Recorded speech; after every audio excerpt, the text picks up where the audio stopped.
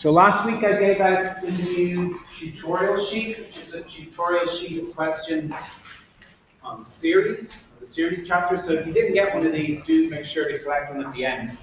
You can hear it beside the piano. That's the sheet of tutorial questions for series. Just remind you that the first tutorial sheet on sequences that you had, there's now the full more or less solutions to those has now been published. If you just look underneath the tutorial sheets back in the first week of teaching section on Moodle, you'll find it there. So we're continuing our study of section 2.5.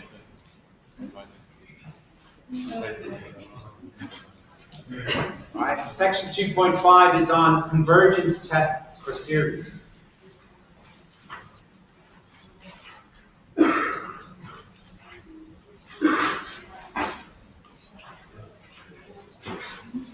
Now recall, what you've got to have at the forefront of your mind is the basic definition, the definition of convergence for series,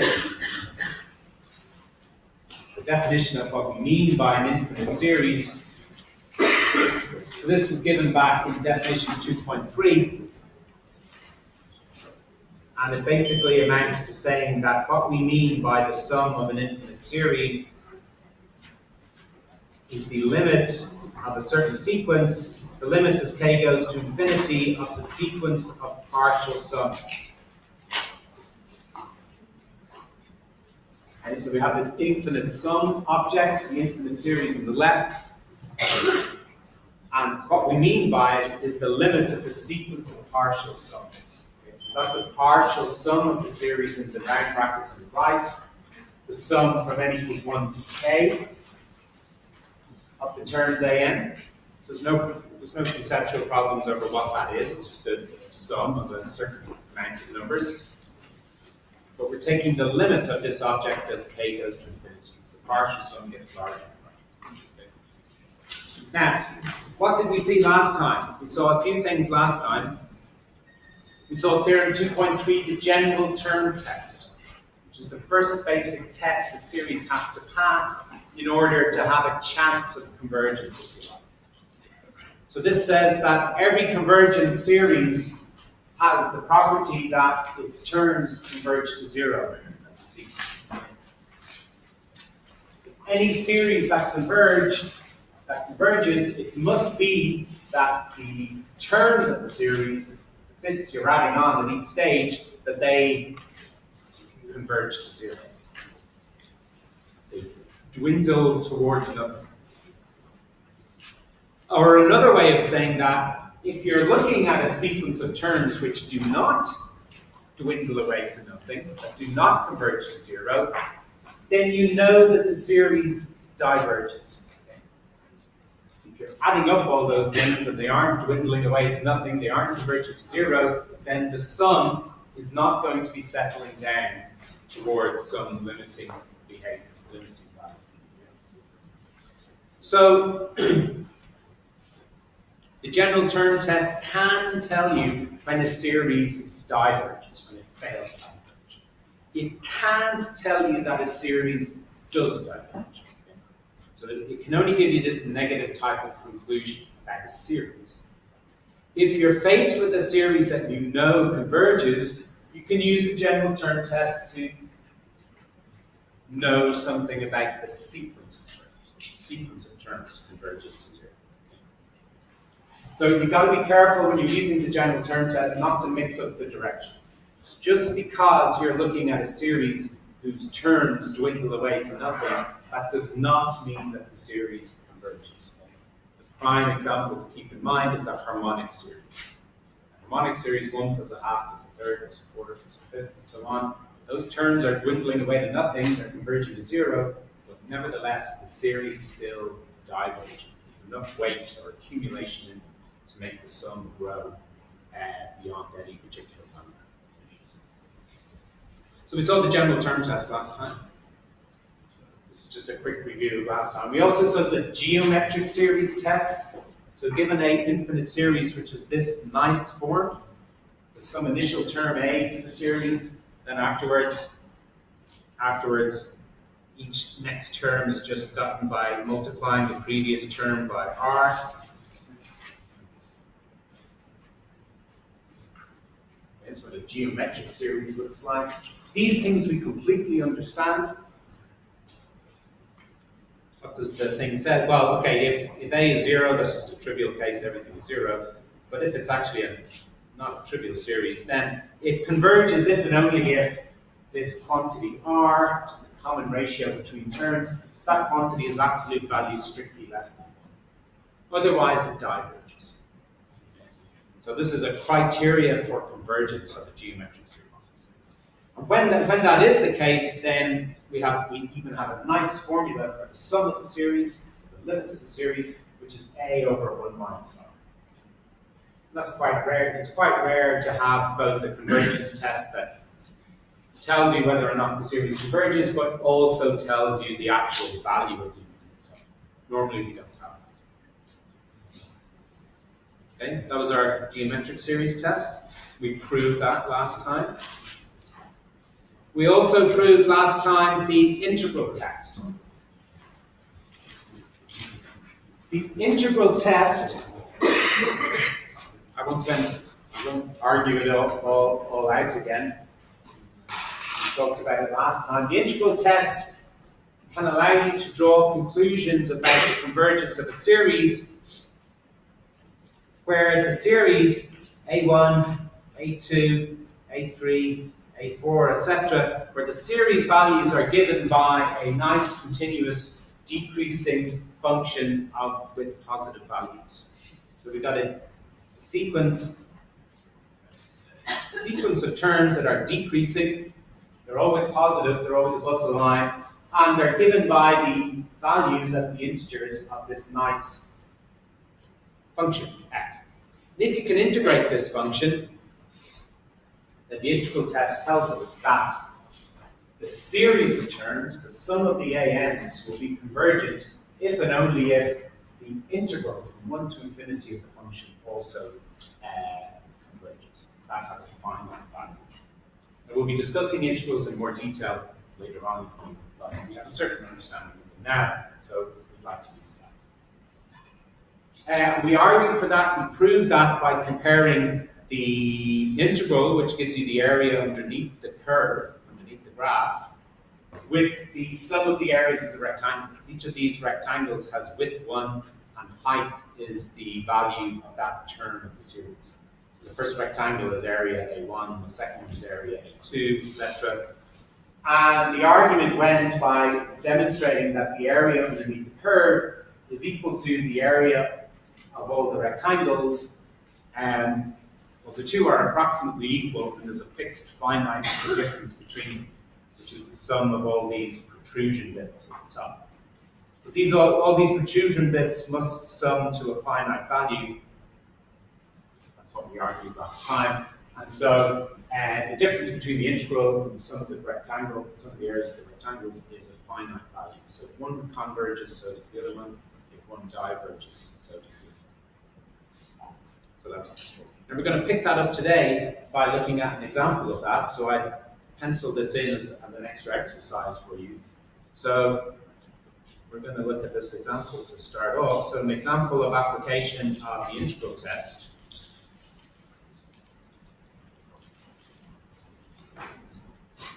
Is to consider this series, the sum of 1 over n to the power a. And we're going from n equals 1 up to. And so we'd like to know whether this series diverges or not. So this is really a whole family of series.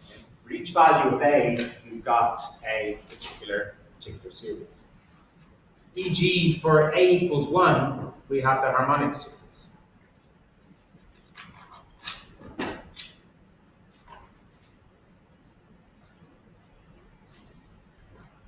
Sum of 1 over n. The exponent a is just equal to 1, then we're just talking about the sum of all the fractions. 1 over n. But notice that when we integrate from 1 to infinity,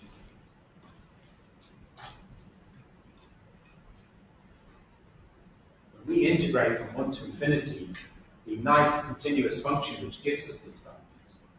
Okay. And by definition, the integral from 1 to infinity is the limit as t goes to infinity of the finite integral 1 to t of 1 over t dt. Okay, but from our knowledge of integration, we know what the integral of 1 over t is. It's the logarithm function. The logarithm of t.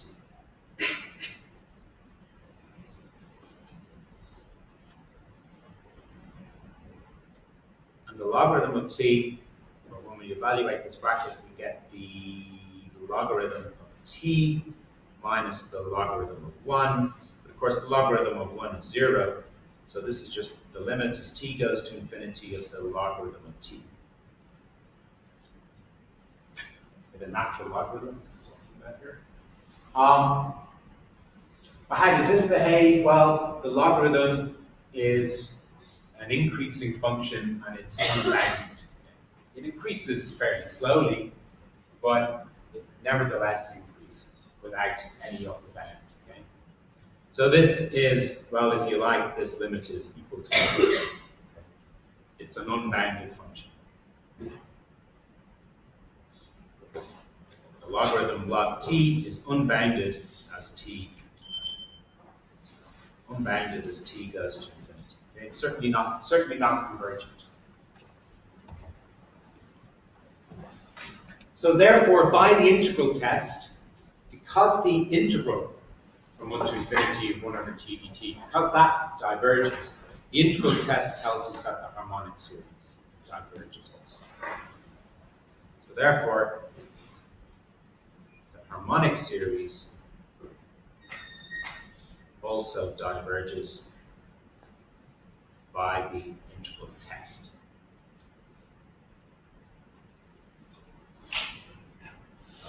Test, which was this theorem 2.5 we proved last time.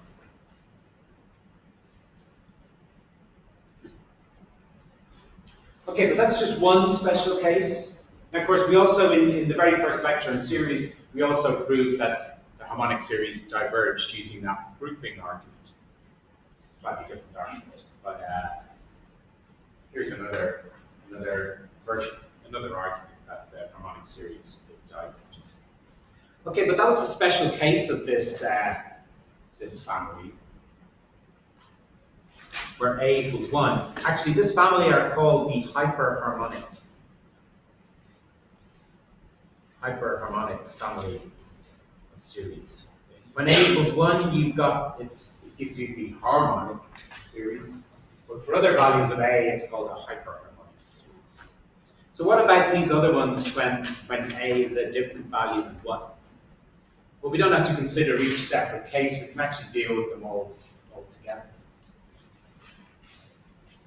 So if A is not 1, then the integral from 1 to t, taking the limit as t goes to infinity of the integral from 1 to t of 1 over t to the a dt.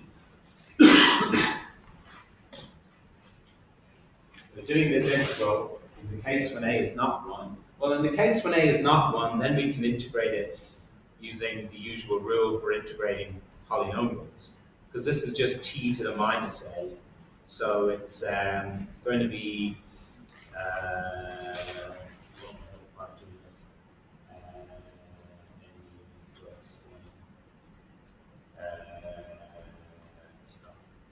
sorry, I get confused in my head when I do this. So I'm going to rewrite it like that, just so I can do it. So what do we differentiate of t to the minus a? We have to differentiate minus 1 over minus a plus 1 to the power of t to the minus a plus 1.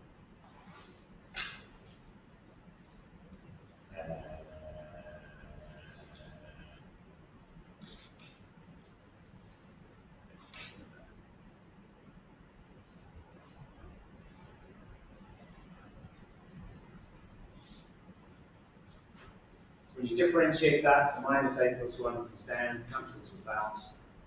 And we don't need this minus.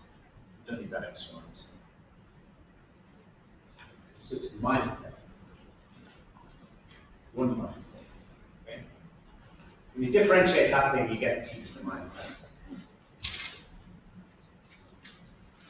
But now this quantity, by the linearity of the limiting process, this quantity 1 over, I'm going to write it like this instead, 1 over 1 minus a can come to the front.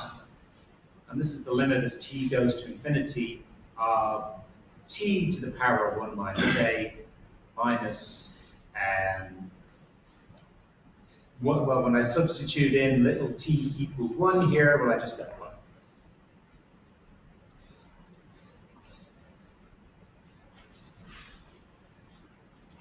Now the question I'm interested seeking to answer is, does this converge or not?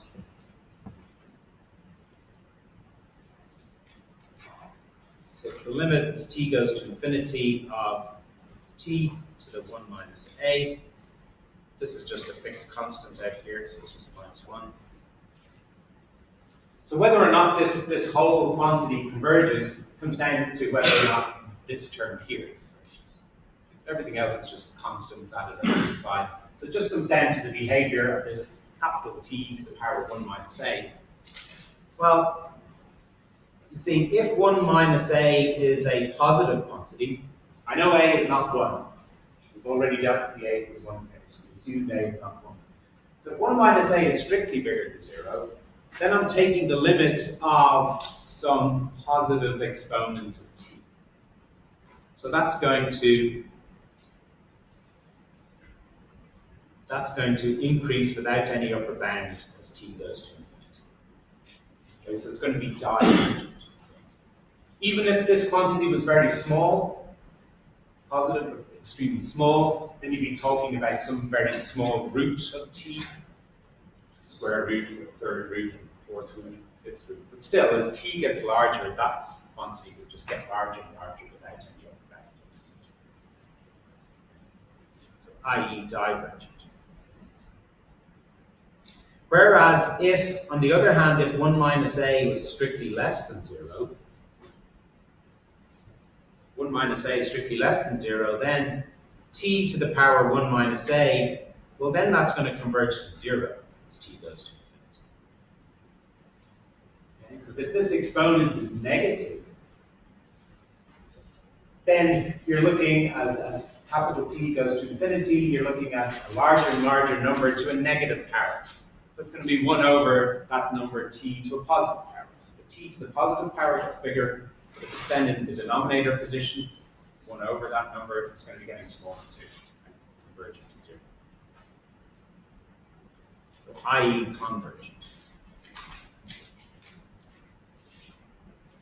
So I can use the integral test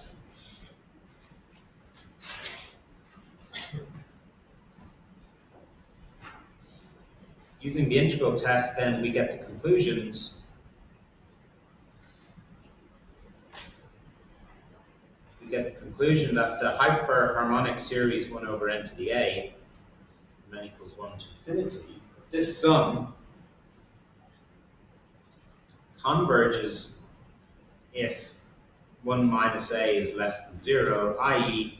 if a is strictly bigger than 1. And it diverges if 1 minus a is bigger than 0, i.e. if a is less than.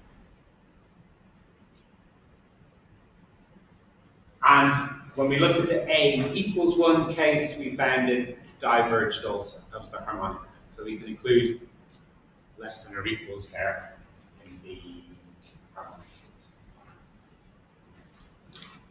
So this argument just gave me the conclusions a strictly bigger than 1, a strictly less than 1, but this including the harmonic case. Including the harmonic series a equals 1, which was proved above.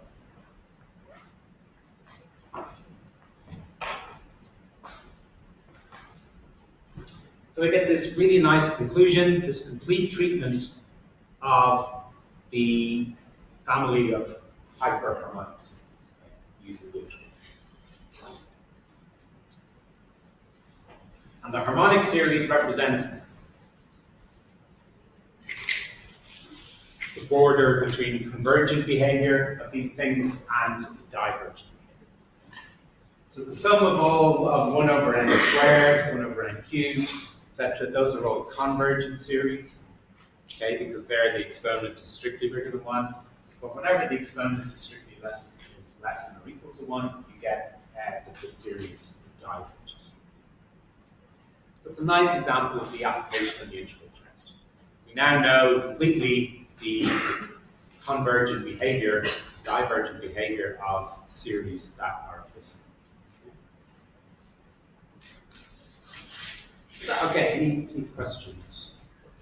Yes. For instance, diverges shouldn't be greater than or equal to 0, or is it just 3? Oh, yeah. So, I think when I was at that stage, I was just still summarizing this argument. Yeah, but then I just wanted to add in, so that A is strictly less than 1. But yeah, if you can make that strictly bigger than 0, it just means that we're also including the case of the harmonic series. Yeah. Yes.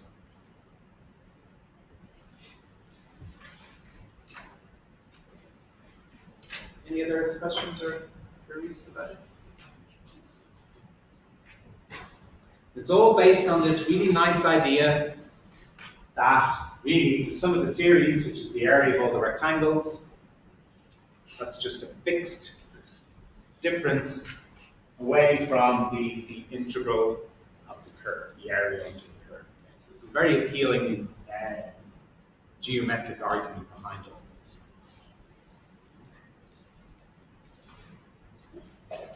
Okay, so that's a great application. It's a key application of the integral test. So we'd like to move on to another of the convergence tests now. And there's really two that go kind of hand in hand, and these are the comparison tests.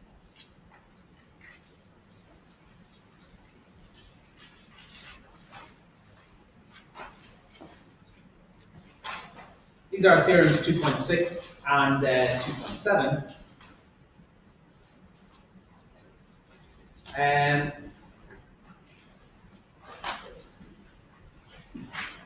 So we're testing, the way we think of them is we're testing a series, the sum of an, for convergence or divergence. We have the series that we want to know how it's behaving.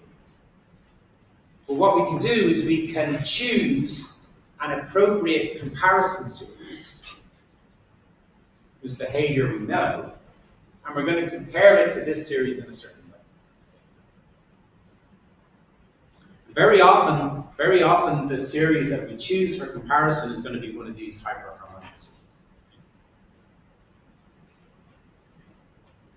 And we're either going to choose a convergent series, a series that we know converges, okay, which could be one of these hyperharmonic ones where A is strictly bigger than 0.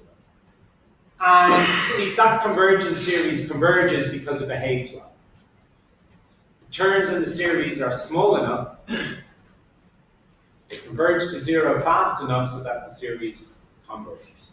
And if we can make a comparison that says the terms of our series that we're testing behave even better than those, then that will imply that this series converges also. Something converges because it's got good behavior, the terms decrease to 0 fast enough. If the thing we're examining behaves even better, then it will also converge. On the other hand, if we choose for comparison a divergent series, now a series diverges because it's got bad behavior.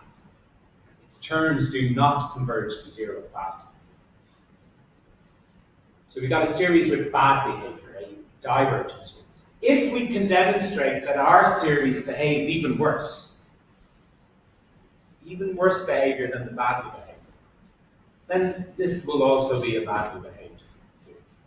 And we will be able to conclude that that series also diverges. That's the basic idea or way to think about the test. So we let the sum from n equals 1 to infinity. Thank you. Let the sum from n equals 1 to infinity of the term Cn be a known convergent series.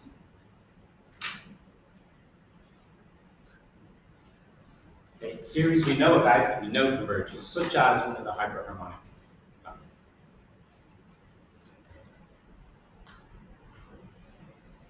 D for divergent, let the sum of Dn be a known divergent series. Then the way the test works is, if for all values of n, our terms am are less than or equal to the convergent terms, then the sum of am also converges. Now these terms are all non-negative. That's part of the statement. So here's a convergence series. It converges because the terms get small fast enough. So if our terms are no bigger than those, even smaller perhaps, then our series will also converge. On the other hand, if for all m greater than or equal to 1, we can show that our terms are no smaller than the terms of the divergent series, or in other words, behave even worse than they do, then the conclusion will be that the sum of am diverges. Okay.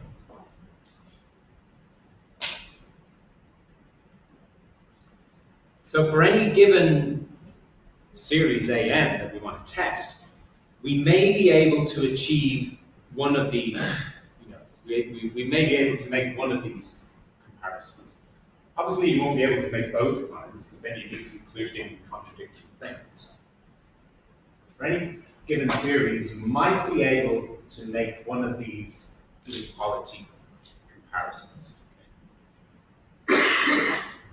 Now, the proof is laid out in the book. The idea is just kind of sketched out there. It's not a completely rigorous proof, but it gets across the main idea. I won't bother writing it out again, I think, on the board. Let's just have a look through it.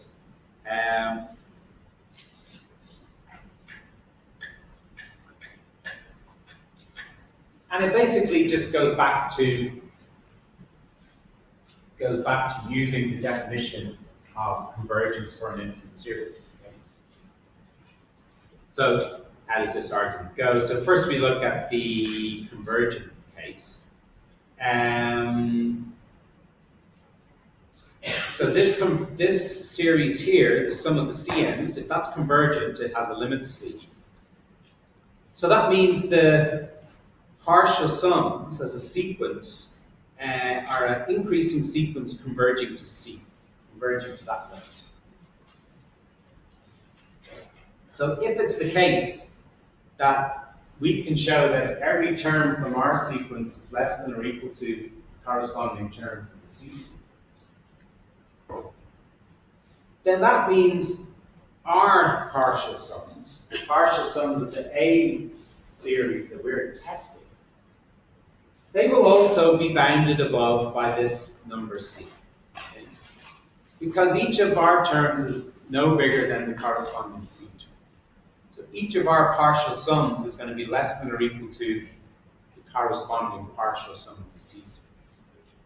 So the things we're adding up are no bigger than the things we're adding up in the first place. So our partial sums will constitute a sequence of partial sums. It will be an increasing sequence because all the individual am terms are positive, so the partial sums are growing. but they're going to be bounded above by this upper limit of C as well. So we can, we're appealing here to the monotone convergence theory.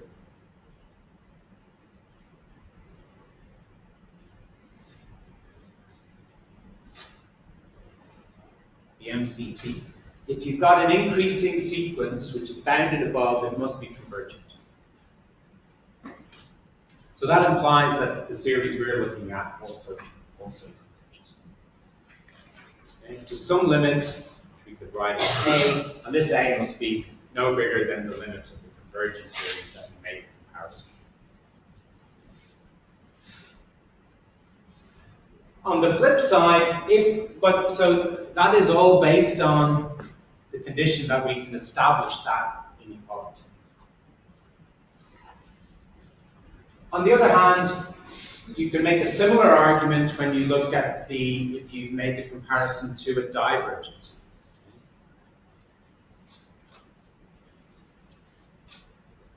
The partial sums, the sum from n equals 1 to k of dm, the partial sums of the divergence series, okay, they constitute an increasing sequence. So if you look at each longer partial sum, it's getting bigger and bigger. Terms are all positively adding up. But if the sum of dn is a divergent series, that means the sequence of partial sums is unbounded. It gets bigger and bigger and bigger with no upper bound to how big it can be. So that means if we can establish that the terms of our series that we're investigating are always at least as big as the terms dn in the known divergence, it means our partial sums will have that same behavior too, because our partial sums will be no smaller than, at least as big as, the partial sums of the divergence. So these ones on the right are getting bigger and bigger without any upper bound. So must our ones as well, because they're at least as big as those ones. So therefore, our partial sums will be increasing without any upper bound, so that would be a divergence.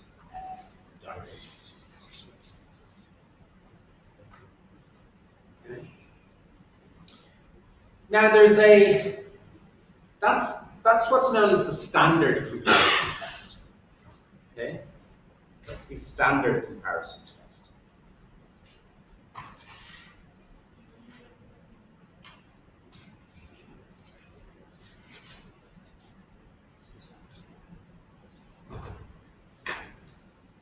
It turns out that in practice, it's very often easier to carry out the same thing by using a limit comparison test. And that tends to be easier in practice, and I'll show you an example now. Okay, so we can also use what's known as the limit comparison test.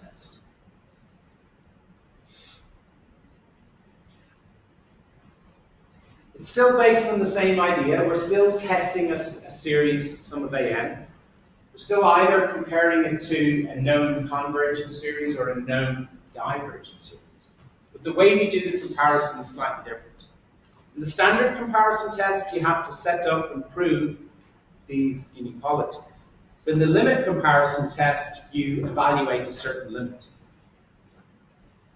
So the two ways the test plays out are represented here. If you can take the limit as n goes to infinity of the terms you're investigating in ratio to the known terms of the terms Cm of the known convergent series.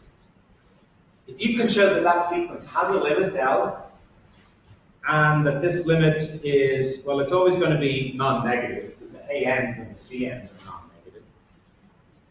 But if that limit is finite, if it's strictly less than infinity, then the sum of AN also converges.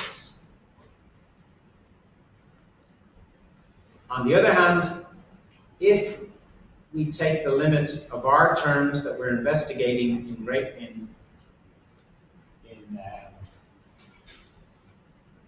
ratio to the terms of the known divergent series, if you can show that that limit exists, condition is subtly different here, where the limit L is strictly bigger than 0, but could be infinity. So any finite number or infinite apart from 0, then the conclusion is that the sum of AM also diverges. So the way the conclusion operates is the same, but the comparison we take is different. In the standard comparison test, you have to set up and prove a whole collection of inequalities. Whereas in the limit comparison test, you evaluate a certain limit. Based on the value of that limit, you can draw the conclusion about the series that you're investigating. Okay, so let's look at an example of this being a problem.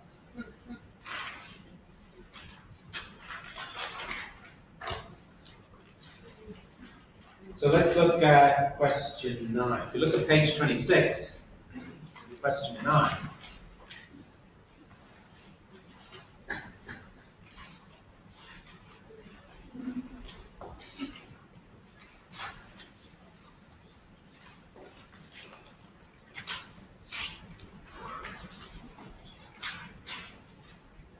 So here, what we're investigating sum of an, then goes from 1 to infinity, where an is 2n squared plus 4 over 3n cubed minus 2n. And we're going to use the limit comparison test.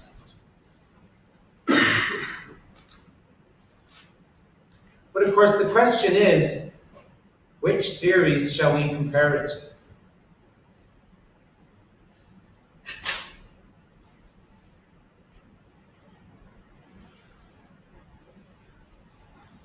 Now, these comparison tests work because we set up a comparison between the series we're testing and a known series that it behaves similar to.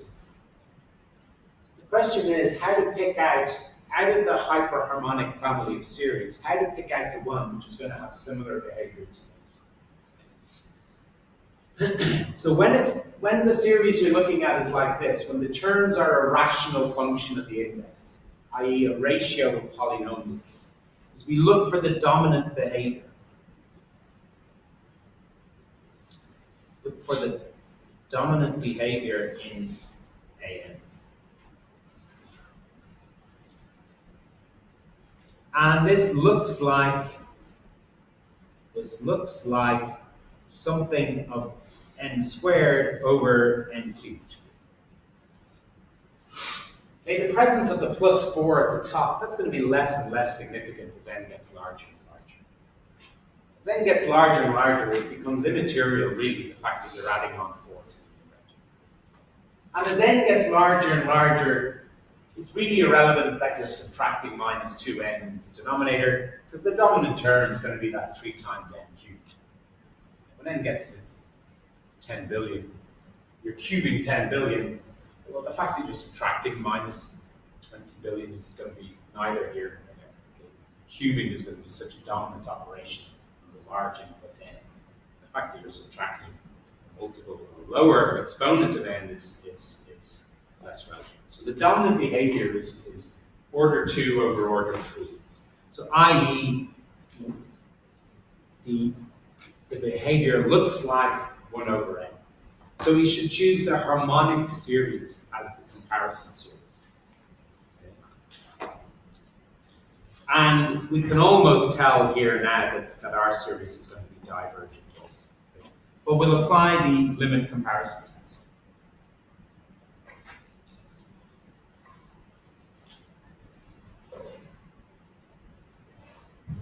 Comparing to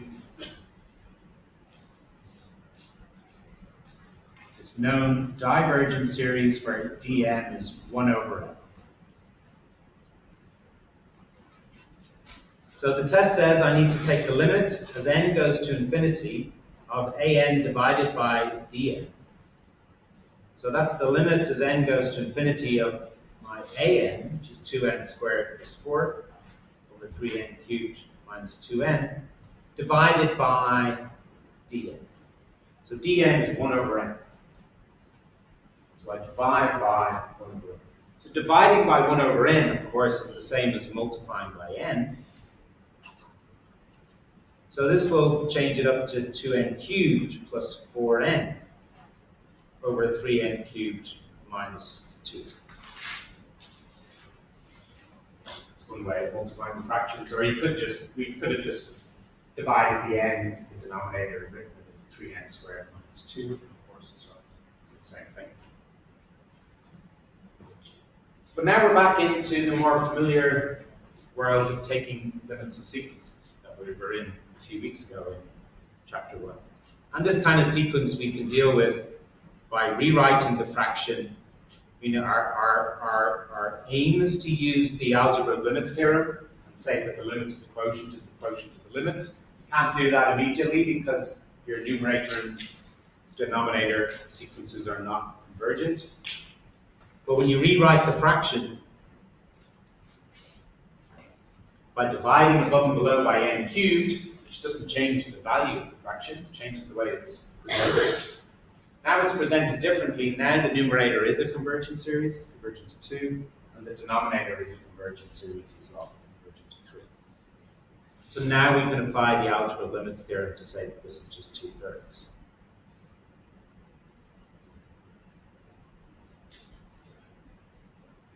By the algebra of limits theorem for sequences.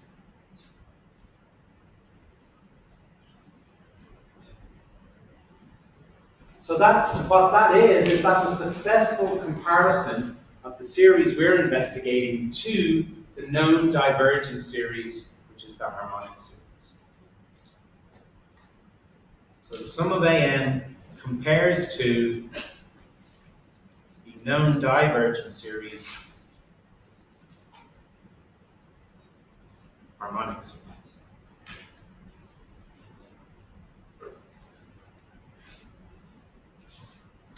So the conclusion is, therefore, by the comparison test, the sum of an diverges also.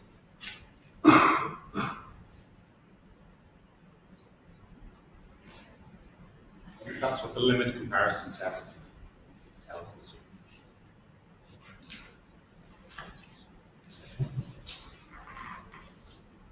Now there are many more example problems related to that in the end of chapter notes. The solutions to in the end of chapter exercises, the solutions to the problems in the end of chapter exercises are all on Google. Now what we didn't do there is talk through the proof of the limit comparison test. The proof of the limit comparison test goes slightly differently to the standard comparison test. It is an equivalent idea, but the proof works out slightly differently. The proof makes reference to a short section, which you'll have to flip back to, which I don't think I've said much about yet, but there's a short section on tails, which we should read first before reading the proof of the limit comparison test. I'll speak about this a little bit next week as well, I think. As well. So we've still got a few tests to go to. Next week we'll be proving the alternating series test, the ratio test. The ratio test is a very important one, and I'm going to look at the proof of that in nice, careful detail. And then we've got another one, the root test, 2.10, to come as well. So for your tutorials this week, you look at the tutorial sheet. We were working on the geometric series questions last time. So we haven't done the ratio test yet, so it might be appropriate to skip these ones for the moment and go on to the comparison test ones. Okay, so there's only two questions here, question 11 and 12, which are comparison test questions. So you can work on those for this week's tutorial. You You may read ahead a bit and be ready to work on the ratio test, but I wouldn't worry about it too much, because I want to give it a good proper treatment in the lectures next week. So the comparison test questions, any of the earlier geometric series ones, and there are more comparison test questions at the end of chapter exercises as well. Of course, Saeed is 2 lectures this week, so he might get through some more materials, and the tutorial might concentrate more on this stuff this week. So. Okay, any questions just about that example that we worked through here before we end the work? Okay. So, you may well have seen. You may well have seen this rule of thumb behavior. This idea of judging the behavior of the terms of your sequence by looking at the dominant behavior in the numerator and the denominator. But what we have now is, with the aid of these comparison tests, we have a rigorous, proof for that concept, for that principle, and a way of operating it, which allows us to make reference to the limit comparison test, which proves the linking in the divergent and convergent behavior. Okay, so as well as preparing those tutorial questions, do read through the proof of the limit comparison test and the standard comparison test again. Try and get a good understanding of those. I'll clear up anything about the behavior of the tails of series next time as well, because it is also relevant. Yeah, it's also relevant for the ratio test as well. Okay. So we'll do a good examination of the ratio test and the remaining tests next week. Okay. So we'll end it there for this morning.